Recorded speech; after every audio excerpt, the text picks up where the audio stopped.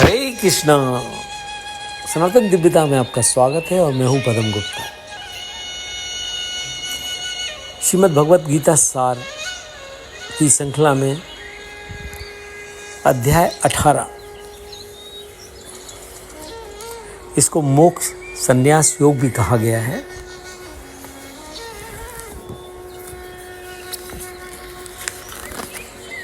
अर्जुन ने कहा है, श्री भगवान, मैं संन्यास और त्याग को तत्व से जानना चाहता हूं।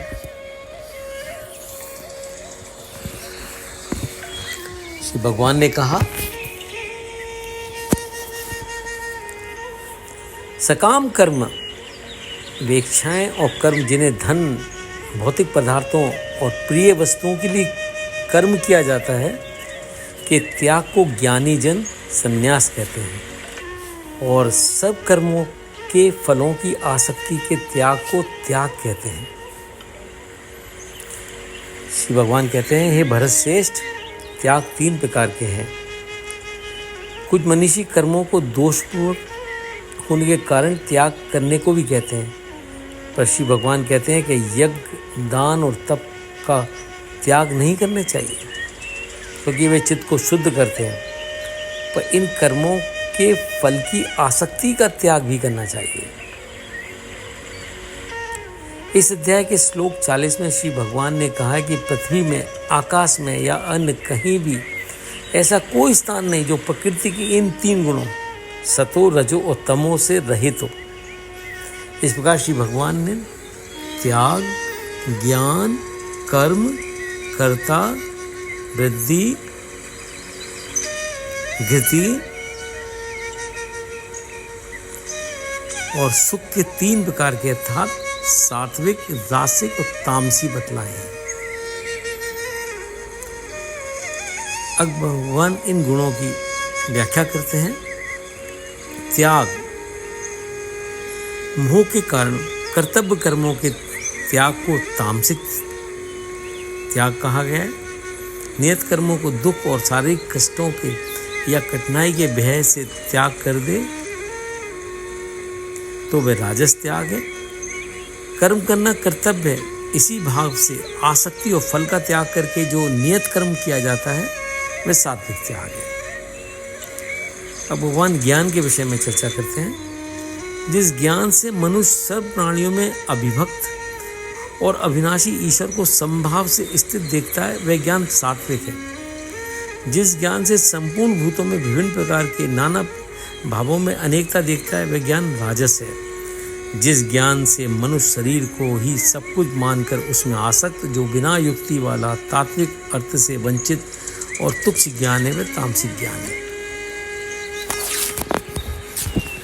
कर्म, जो नियत कर्म कर्ता पर के अभिमान से रहित, फल की इच्छा न करके और राग देश के बिना किया गया है, वह सात्विक कर्म है। जो कर्म बहुत परिश्रम से युक्त है, कर्म फल की इच्छा और भोगों के चाहने वाले मनुष्यों द्वारा और अहंकार युक्त मनुष्यों से किया जाता है, वह राजस कर्म है। जो कर्म परमा, हानि, हिंसा और अपने सामर्थ्य को ना विचार करके केवल मोह से आरंभ किया जाता है, वह कर्म तामसिक कहा है।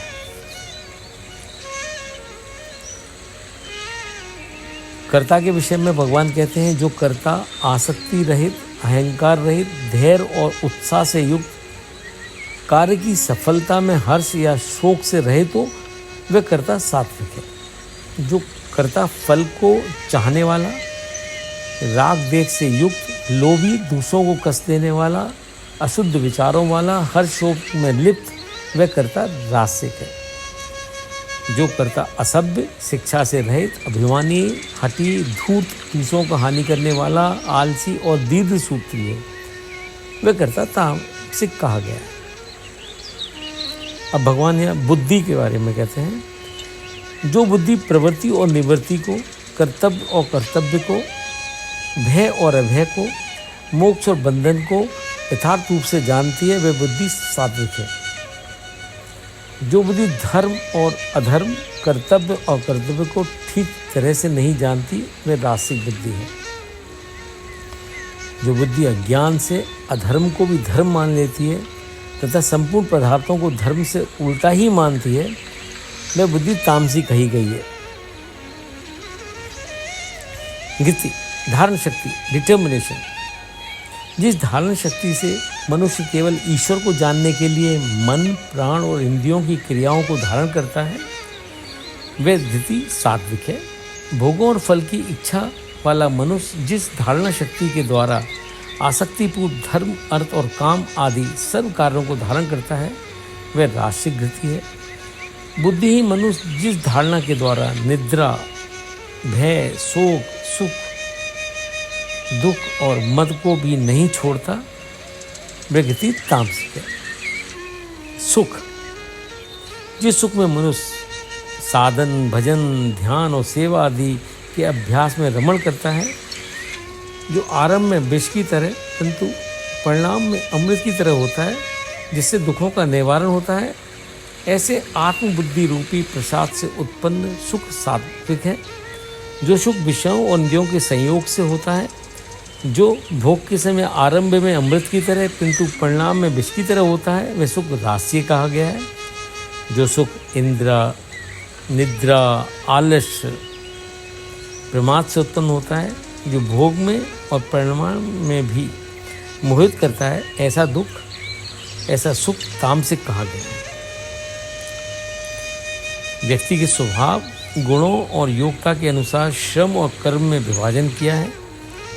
मनुष्य अपने अपने स्वाभाविक कर्म करता हुआ कैसे सिद्धि प्राप्त कर सकता है, श्री भगवान वे लक्षण बताते हैं जिससे मनुष्य ब्रह्म को प्राप्त कर सकता है। अंतःकरण की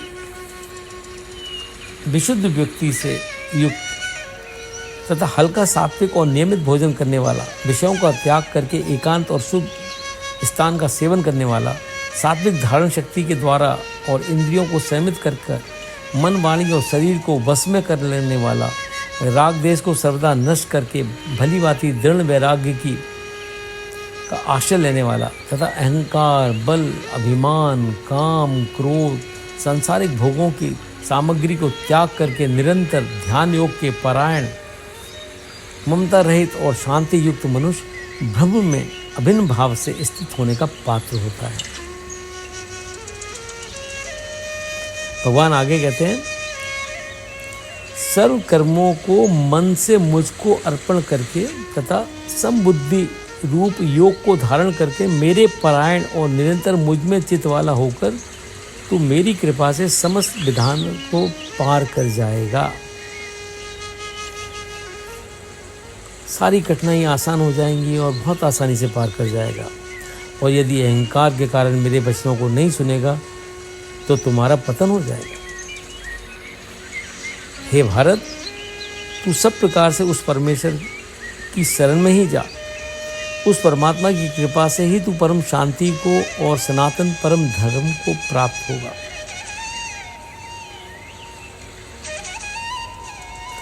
इस प्रकार ये गोपनीय से भी अति गोपनीय उपदेश मैंने तुमसे कहा। अब तू उस रहस्युक्त ज्ञान को अच्छी तरह भली भांति विचार कर, जैसी इच्छा हो वैसे ही कर। श्री अर्जुन ने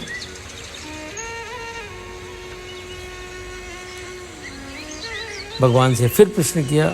उसके उत्तर में श्री भगवान ने अर्जुन को भी विचार, वाणी और कर्म की स्वतंत्रता दी, जैसा उन्होंने दूसरे अध्याय में कहा है। तुम मेरे परम प्रिय हो, इसलिए ये परम गोपनीय वचन स्नेहवश तुम्हारे हित हेतु एक बार पुनः सुनो। मुझ में मन लगाओ, मेरे भक्त बनो, मेरी पूजा करो, मुझे नमस्कार करो। ऐसा करने से तुम मुझे ही प्राप्त होगे। श्री भगवान कहते हैं, सर्व धर्मों अर्थात सर्व कर्तव्य कर्मों में को मुझ में परित्याग कर तू केवल एक मुझ ईश्वर की शरण में आ जा। शोक मत कर, मैं तुझे समस्त पापों से अर्थात कर्म बंधनों से मुक्त कर दूंगा।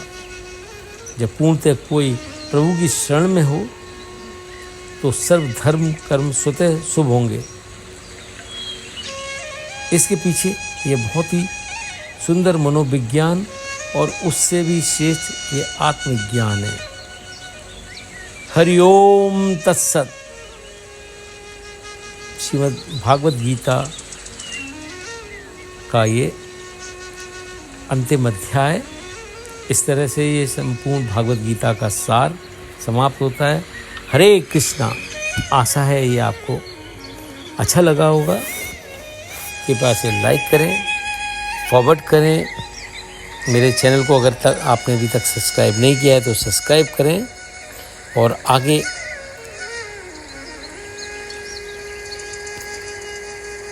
की श्रृंखलाओं को देखने के लिए